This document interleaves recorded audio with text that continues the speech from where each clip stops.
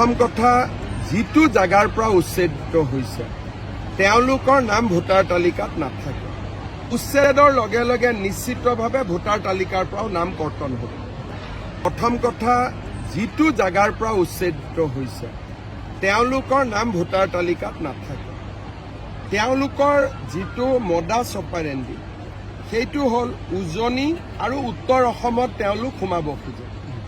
আমি চেষ্টা কৰিছোঁ যাতে নামনি আৰু মধ্য অসমৰ দৰে উজনি আৰু উত্তৰ অসমখনো শেষ হৈ নাযায়। নামনি আৰু মধ্য অসমটো আমি বচাব নোৱাৰিলোঁ, আমাৰ প্ৰজন্মৰ তাৰ আগৰ প্ৰজন্মই বিফল হ'ল। এতিয়া আমাৰ প্ৰচেষ্টাটো হ'ল যে অন্ততঃ উজনি আৰু উত্তৰ অসম আমি বচাব লাগে। উচ্ছেদৰ লগে লগে নিশ্চিতভাৱে ভোটাৰ তালিকাৰ পৰাও নাম কৰ্তন হ'ব। আমি মাৰ্ঘেৰিটাত যিসকল বাহিৰৰ পৰা ব্যক্তি আহিছে আৰু মাৰ্ঘেৰিটাৰ লগত তেওঁলোকৰ কোনো পৰিচয় নাই তেনেকুৱা ব্যক্তিসকলক আমি নিশ্চিতভাৱে উচ্ছেদ কৰিম।